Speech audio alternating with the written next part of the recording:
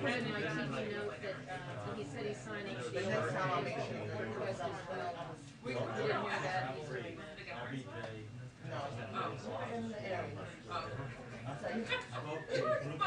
I'm very quick. You're so crazy.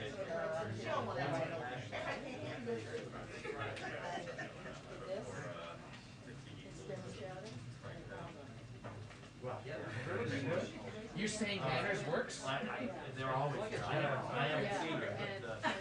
And then Trevor did, and then I'd be shocked. yeah. So there was no shouting, and we got 4 questions. Are you sure you Hi, did the everyone. same thing too? All right. All right. Good afternoon. Let me just start out with an update on the tornadoes. You obviously just saw the president speak to this. Our hearts, as you heard him say, go out to all the families and communities impacted by this weekend's devastating tornado outbreak in the central United States. As you saw this morning, he's receiving regular briefings on the situation, including the one this morning with DHS Secretary Mayorkas and FEMA Administrator Criswell, who were just visiting impacted areas yesterday. Also, travel to Fort Campbell, Kentucky for a storm briefing and to Mayfield and Dawson Springs, Kentucky to survey storm damage on Wednesday. We have been working around the clock through the weekend closely with governors of impacted states and local leaders to ensure they have everything they need to respond to and recover from this unimaginable tragedy. Tragically, we are seeing fatalities across 5 different states, with Kentucky, of course, being the hardest hit. On Saturday, as many of you saw, the president immediately approved Kentucky Governor Andy Beshear's request for an emergency disaster declaration for the state, making federal assistance available to support state and local response efforts to save lives and protect property. And yesterday, the president immediately approved a major disaster declaration for Kentucky, making federal funding available for temporary housing and home repairs to help individuals and business owners recover. And I think many of you may have seen our FEMA administrator speak directly to people having places to live and be and stay as being one of the issues we are working through. Disaster survivors can apply at www.disasterassistance.gov or call 1-800-621-FEMA to get help. The President's action also makes federal funding available to the state and eligible local governments and nonprofit organizations for emergency work. Damage assessments are, of course, continuing through the impacted region, and the President stands ready to provide additional assistance as needed.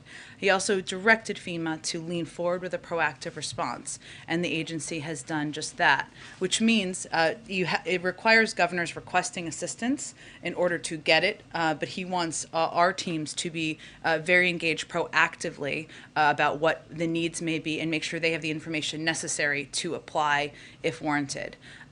Yesterday, as I noted, the Secretary of Homeland Security and the FEMA administration and FEMA administrator were in Kentucky just one day after the tornado subsided to meet with the governor and other state and local officials.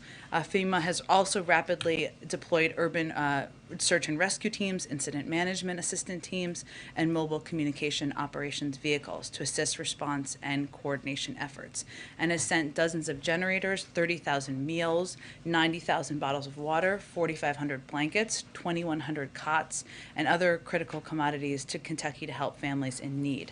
And as you've heard the president say a number of times, he's committed to meeting whatever the needs are in these communities. Also wanted to note that today the president will sign an executive order that will help promote fiscal stewardship by improving the way our government delivers everyday services to the American people. It outlines more than 30 specific agency actions that will make it easier and simpler for people to access government services and benefits. Things like making Social Security benefits easier to access online so retirees don't have to go into offices if they don't want to, saving them time and big headaches at times.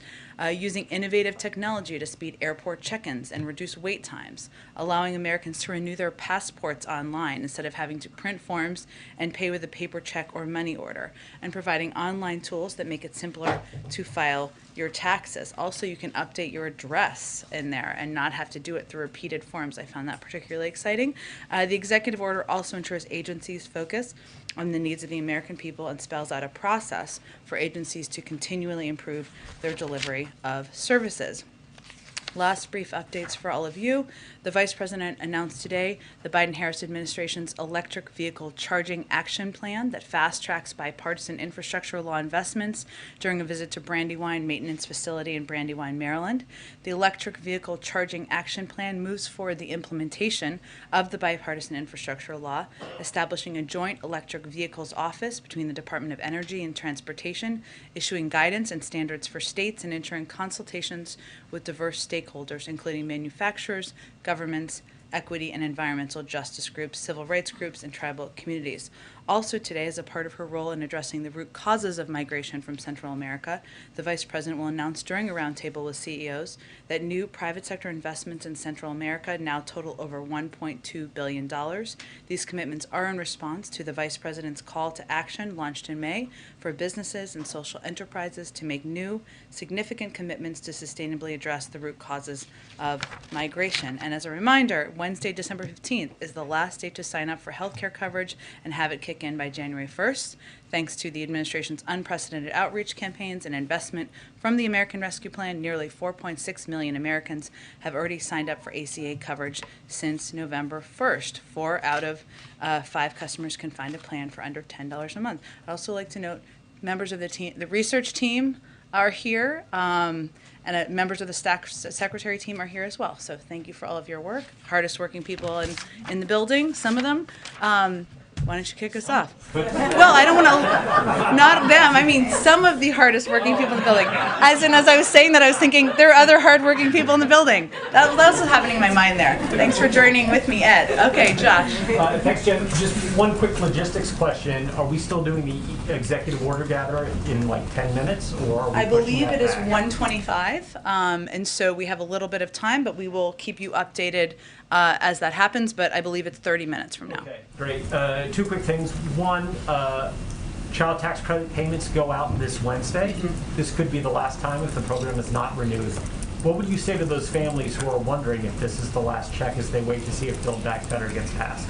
The president would say this is why we need to move forward as quickly as we can in getting the Buildback Better bill passed so that we can ensure that families across the country who have benefited from the child tax credit, who would benefit from having child care costs cut, who would benefit from having health care costs cut, will get the relief they need. And that's something that would take effect early next year in addition to the extension. Secondly, Afghan's foreign minister said the U.S. and other countries should release upward of $10 billion in funds that were frozen in the Taliban takeover. He told AP that sanctions against Afghanistan would not have any benefit. What circumstances are needed for the U.S. and its allies to release the money? Well, I think what he's referring to is the status of the reserves. And the reserves remain inaccessible to the Taliban, I think, as many of you know. But let me outline for you why that is. They're located in certain financial institutions in the United States and other countries. And these institutions have put in place a common risk mitigation strategy when countries that hold funds in those institutions face considerable uncertainty. There are a number of reasons why these reserves remain inaccessible. And I'll note first, though, Josh, that of course this is a very complicated issue and we're continually reviewing thoughtfully and in coordination with allies and partners.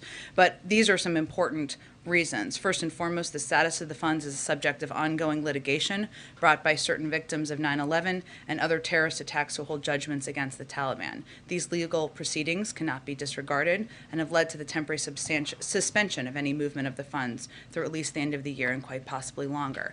Second, the United States continues to face difficult fundamental questions about how it might be able to make reserve funds available to directly benefit the people of Afghanistan while ensuring that the funds do not benefit the Taliban. And obviously our objective as one of the world's biggest providers of humanitarian assistance is to get that assistance directly to the people. It is difficult to determine how that would not go through, that would not benefit the Taliban as it relates to these funds. Third, the Taliban remains sanctioned by the United States as a specially designated global terrorist group, and a number of its officials are subject to the UNSCR's 1988 sanctions regime. This raises immediate red flags for many state central banks and the financial community more generally when considering any transactions. Again, we're continuing to review.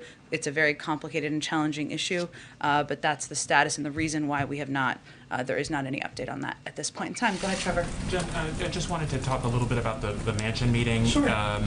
What is the president's message to the senator?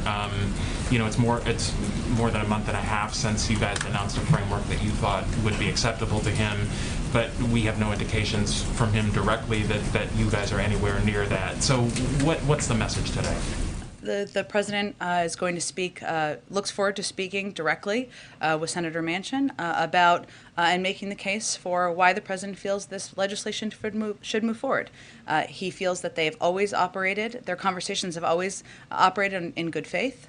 And he expects this to follow that same approach. I would note that Senator Manchin has been in touch over the course of the last several weeks closely with senior members of the White House staff, and we expect this just to be a continuation of that conversation. And do you have a sense for where the sticking points are at this point? I'll let Senator Manchin speak for himself.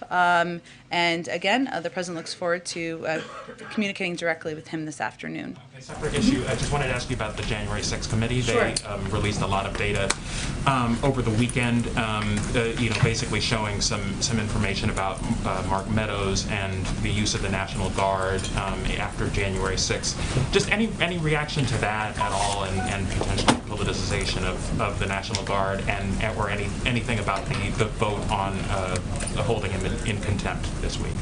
Well, I would just reiterate that, as the president has said, January 6th was one of the darkest moments in our country's history. And there's no question that this investigation is vitally important to get to the bottom of what happened that day and prevent it from ever happening again. And as you know, as we've made decisions regarding requests for executive privilege, the president, our team have made them through the prism of the unique moment, the dark day in history that January 6th was. So we are very supportive in the work of the Select Committee and obviously the work of Congress to get to the bottom of what happened here. I would also just reiterate that the president has the utmost respect for the men and women who serve in our military and confidence in the armed forces leadership, and this investigation is, of course, critical to providing a full understanding of what happened to prevent it from happening again.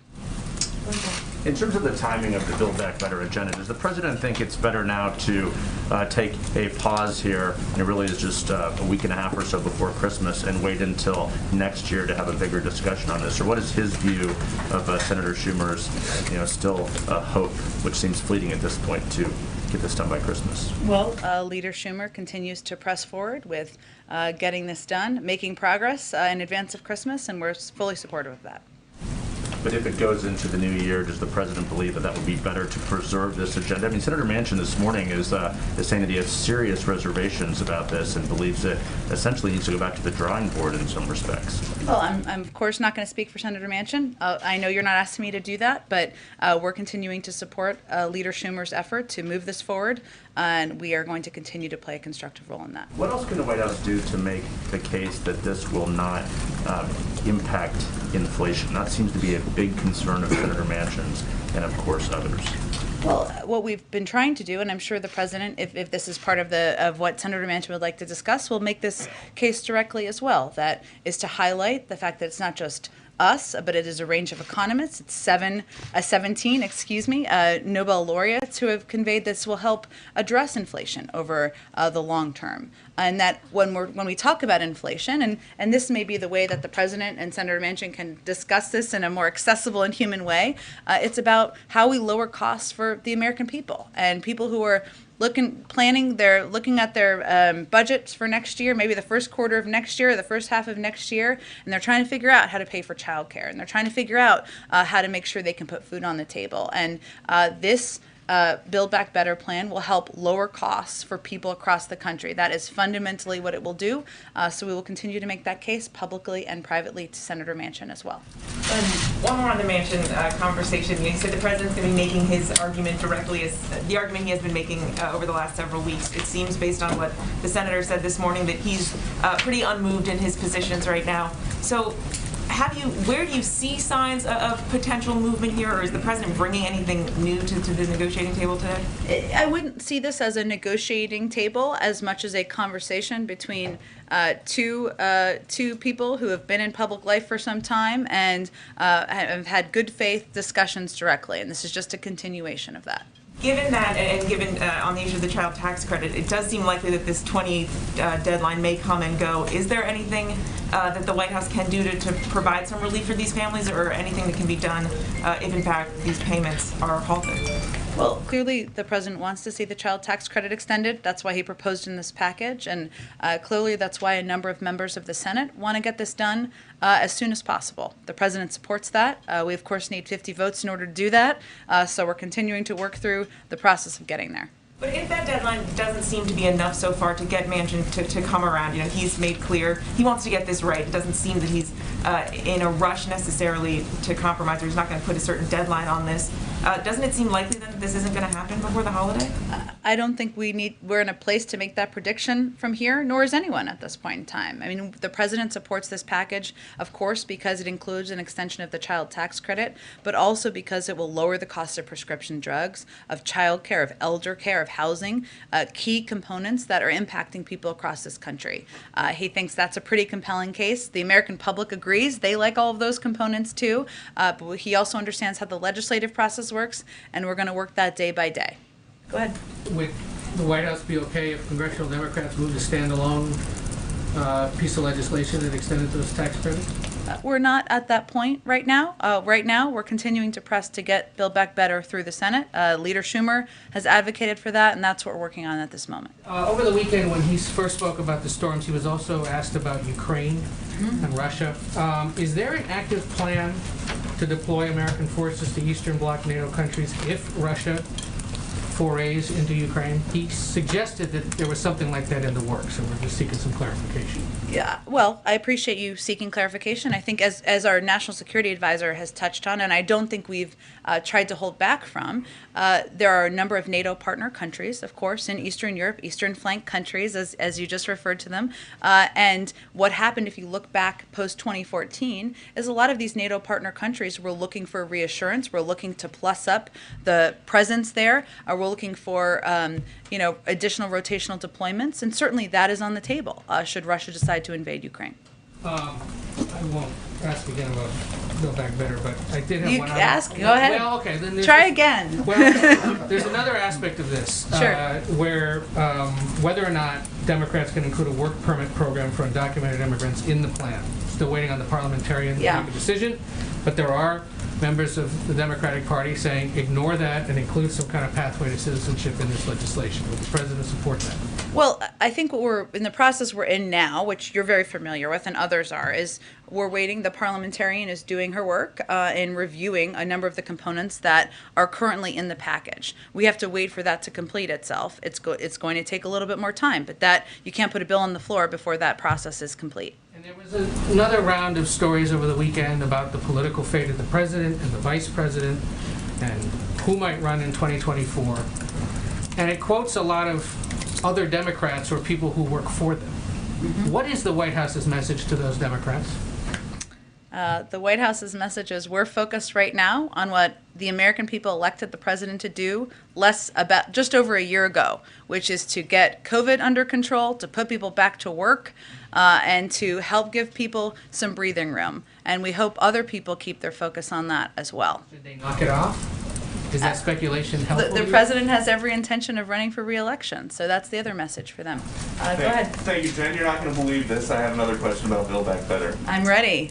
So the president says that the Buildback Better is not going to add a penny to the deficit. The CBO has this new score where they assume that social programs are going to be made permanent, and in that case it would add almost $3 trillion. So does that mean that President Biden will commit that these programs are not going to be made permanent? Well, first of all, what you're talking about here is a fake CBO score that is not based on the actual bill that anybody is voting on. This was a request by Senator Graham to score a bill that is not currently being debated. That is his prerogative to do. But what our focus is on the existing bill that will lower the deficit, that will also, over an additional 10 years, pay for the $2 trillion tax cuts that Republicans didn't pay for. They're welcome for that. So I would say, Peter, to your question, the president has conveyed very clearly, multiple times publicly, that he would like programs, if they're extended, to be paid for. That remains his commitment. But it's important to understand that when anybody raises a question about this new CBO score, it is a fake score about a bill that doesn't exist. And we should really focus on the actual bill everybody's going to vote on and considering in Congress right now. Okay, another topic. Is Vice President Harris still in charge of addressing the root causes of migration from El Salvador, Honduras, and Guatemala? She is, and I just announced a commitment that she's announcing this afternoon. So then why is it that she has not spoken to the president of Guatemala since June? That's 6 months. Well, I know that I did see this kind of strange report from the president of Guatemala saying that he has had no contact with the White House, which is inaccurate. No, he didn't say the White House. He said Vice President Harris. He has not spoken to her. And if she's in charge, why is that? Well, we have had a range of conversations, Peter, I think as reflected in our readout we put out last week with our National Security Advisor, with the Vice President's National Security Advisor, with our NSC Senior Director, Juan Gonzalez. We put out an extensive readout of that just last week, and we'll continue that high level of engagement. Okay. Final topic. Do you think it's possible that big cities are dealing with these smash and grab robberies right now, an increase in criminal activity because some prosecutors are too soft on crime? I would say we have seen, I'm not going to attribute the reasoning from here. What I will tell you is we have seen an increase in crime over the course of the pandemic. There are a range of reasons for that. And what our focus is on is what we can do to address it. The president has proposed additional funding in the budget to make sure local police departments and cops have the funding they need. We have also worked directly with police departments in areas where they are seeing the highest impact of the crime, the retail theft, which we have great concern about. That's what our focus is on currently, is action and doing what we can to make sure the funding is out there to the communities that need it the most. But I guess, what good does it do if you're going to give police departments extra money if they arrest bad guys and they bring them to jail and then they're not prosecuted, they're just right back out on the streets? I think, Peter, what our focus is on is making sure that the local leaders, the police officers and departments who know what they need for these communities have the assistance and the funding they need. And that's what we're working around the clock on. So the final one would be, just in the last week, we saw a New York Post item about a pickpocket with more than 30 arrests back out on the street. We've seen an arsonist burn down a $500,000 Christmas tree in New York City back out on the streets. Does the president think that that's good governing? Again, I think I've spoken to the president's concerns about retail theft. If you have specific, and the actions we've taken for specific cases, I would point you to the local police departments or the Department of Justice. Go ahead, Kelly. On the Manchin conversation today, what's the format for that? You mentioned conversation, not meeting. Is this by phone, in person? What's the setup? It is a phone call. It is a phone call. So they will be conversing over the phone. And is that typically just the two of them, or would you have ledge affairs and others involved as well? It really depends on the conversation. They've had one-on-one conversations, and sometimes there's additional staff available in case there are follow-up questions. I can check and see if there's more details on that. And the president talked about going to Kentucky on Wednesday, but not having decided exactly where he's going. And we know that he doesn't want to interfere with things on the ground. Do you know what sort of visit he is looking for? He said he hasn't decided yet on where he wants to go. Do you know what sort of type of impact he wants to make by going in person? Sure. Well, he and he is very mindful, as you've heard him say a couple of times over the weekend. He does not want to pull resources away from the rescue and recovery efforts. So I think that was what was on his mind. We did finalize the travel and announce it was to Fort Campbell, Kentucky, for a storm briefing, and to Mayfield and Dawson Springs, Kentucky, to survey storm damage. And I would expect while he's there, he will receive an update from local authorities on what their needs are, see local elected officials and discuss in person with them and make sure they're getting what they need from the federal government. And I think as you've seen him do, Kelly, and I can't remember if you were on the trip, I think you were, when he went to the Northeast, he also wants to hear directly from people. And he wants to offer his support directly to them, people who have gone through over the last couple of days really incredible challenges, losing their home, losing loved ones, losing parts of their community that they've grown up with. And I think he wants to offer his support directly to them as well. So I would expect it's a combination of those pieces. Do you expect it to extend to Illinois at some point or other states that have been hit by this, or is that to be determined? It certainly he remains open to that. It's to be determined, and I think this trip is being done given the vast impact of the storm damage in parts of Kentucky. Jen, the president has suggested he may have more to say on the filibuster. Does he have a view on this so-called carve-out to the filibuster rule as it pertains to voting rights? And do you think this may come up in his conversation with Senator Manchin? I know that they will be talking about a range of things, of legislative components, and of course Build Back Better is front and center to that. And certainly voting rights is a priority to the president, and I know it's something that Senator Manchin is committed to. I don't have anything to update you on in terms of the legislative process and the president's view on that at this point. I know this is Brian Deese's favorite subject, but do you expect any announcement this week on the Fed nominees? I don't have a day for you, but certainly that is something that we're looking to get done soon, and hopefully before the president and everyone leaves for time with their families over the holidays. Go ahead. Thank you. I wanted to know, I know you got asked about this earlier, but do you have any information on like next steps when it comes to Russia, diplomatic steps when it comes to Russia and NATO?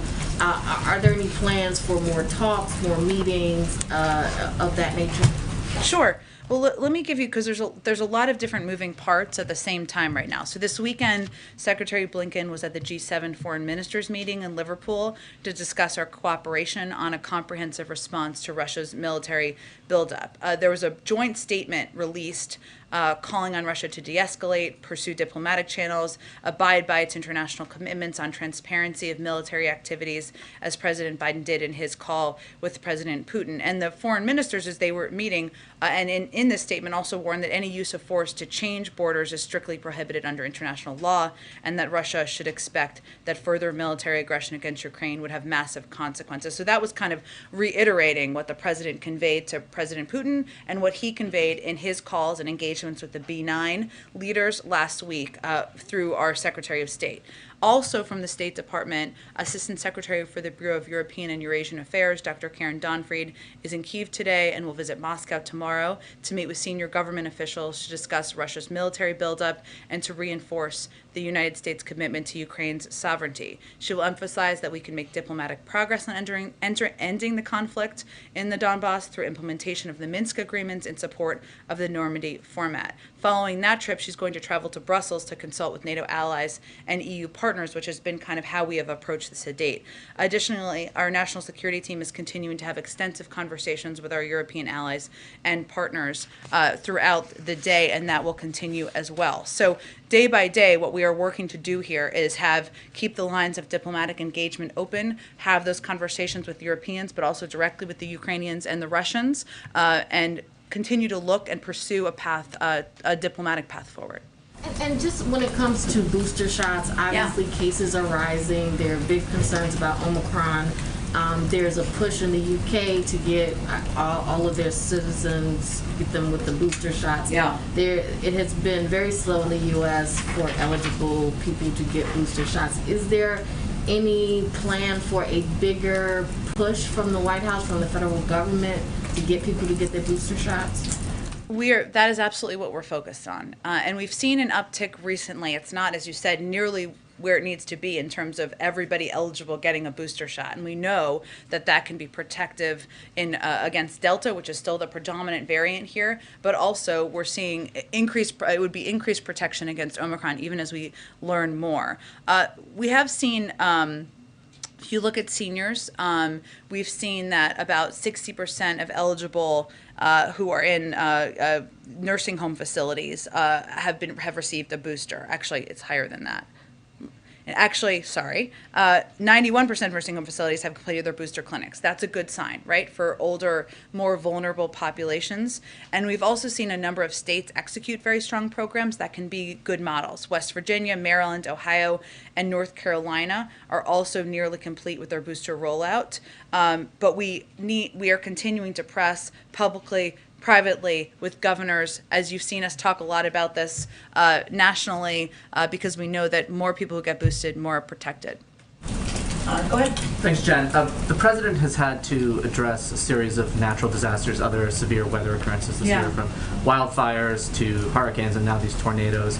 And each time we've heard him talk about how, and I think he said this on Saturday, these shouldn't be partisan moments. We're not, Republicans and Democrats, but we've also heard him on many of these occasions talk about the demonstrated effect of climate change. So two questions. One, what, if anything, can we expect to hear from the president when he goes to Kentucky on Wednesday specifically about climate change? And can you talk about how he balances those two imperatives of trying to strike this unifying note, but talking about an issue that, frankly is that has caused a partisan divide? You're right. I'm not going to get ahead of what he's going to say in Kentucky. And as I noted in response to Kelly's question, I mean, that visit is really about him receiving an update of the work that's happening on the ground, hearing directly from leaders on what they need more from the federal government, if anything. And he's going to be very responsive to that and really trying to be a source of comfort to people who have gone through a devastating couple of days in their communities.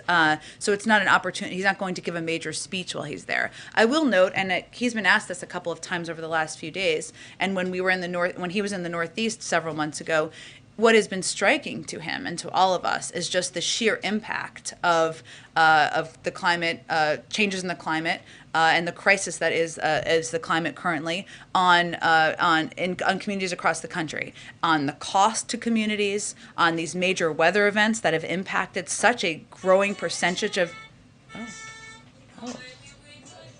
Okay. We're getting a little groovy in here. I like it. Okay. It's kind of exactly what we needed right now. It's all good. Yeah. I was enjoying it thoroughly. We should turn it back on in a few minutes. Anyway, there are some really startling statistics. I actually will get these all to all of you about the percentage of people in this country who have been impacted by severe weather events. It has increased over the course of time, and the president will talk about this more. And it is not a political thing, because look at the communities that have been impacted. Red, blue, purple, no color at all, communities that don't consider themselves political in any way, shape, or form. And this is certainly a driving reason why we need to do more to address the climate crisis. But let me get back to you with those statistics, which I think have really struck the president as the reason why we need to act. And along the same lines, the president, I think, said on Saturday that he would seek some input from the EPA about whether these specific tornadoes were caused by climate change, how much of a direct tie there was there. Has he gotten any feedback from them, and if so, what have they informed him about? I think he just answered a similar question this morning as well, and it is something that he'll just continue to discuss with his climate advisors and teams, and obviously local leaders as well, but I don't think there's any new assessment of it. He just knows that because of the changing climate, because of the threat the climate crisis poses, that we have seen more extreme weather events, and that is a reason to act. Go ahead. Have the White House economic team been in touch with Senator Manchin or his staff about his inflation concerns? And if so, can you tell us what exactly they have been telling the senator? We have been in regular contact with Senator Manchin from a range of officials from the White House, including members of our policy team, members of our legislative team, to address any questions that he may have. And without getting into private discussions, I can assure you that they have conveyed that acting now on Build Back Better, that inflation concerns, why we should act on Build Back Better now. They've, of course, cited the 17 Nobel laureates. They've cited how it will reduce costs. And a lot of the cases we've made publicly are also, the information that we've shared privately as well. And just to go back to one of the questions from the front row, if the Democrats in Congress were to pass a one-year extension of the child tax credit, would the president insist that be paid for and fully offset as a standalone? It's not currently being proposed or considered. The president has conveyed that he wants to see any extension of these programs paid for. That's his fundamental approach to legislating and policy making. But I'm not going to get into a hypothetical at this point in time. Okay, last one here, and then we'll wrap it up. Okay, I have a couple quick ones for me, and then I'm the pooler, so I have one from someone else. Okay. So on this executive order that he's about to sign, what's the strategy to do this now? And can you give us any sense of a timeline, more specific timeline on implementing it, or any consequences that federal agencies would face if they don't follow through?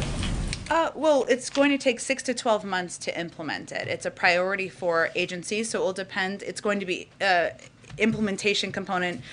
There'll be a little different, right, depending, and agencies will have a more direct and specific assessment about how long it will take, but some of this is getting programs or online systems up and running so that they can be implemented.